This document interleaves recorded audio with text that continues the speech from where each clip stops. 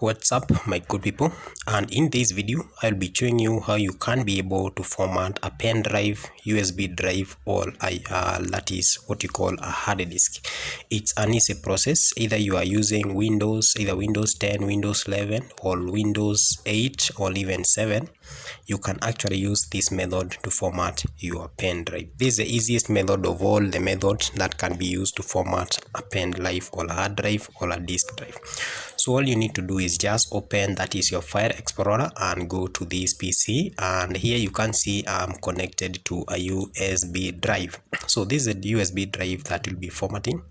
It's a very easy process and a very simple task. So all you need to do is just click the drive and right click.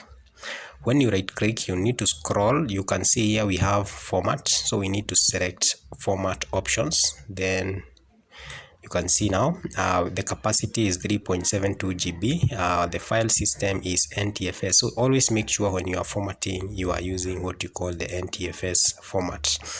That is the allocation unit size is 496. So all you need to do is just click start, and the format option is this a quick format.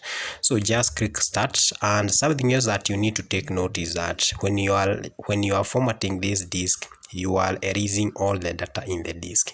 Therefore, if there were some important files that were present in the disk, you need to backup. If at all there was no any important data, you can actually now proceed. So you just need to click OK, and the command and the system will format the disk. Just take a few seconds, and you can see format complete. So you just need to click OK and close here, and now we can actually open the disk, and you can see this the file that is the disk is empty. Simply it's because we have formatted everything is this disk.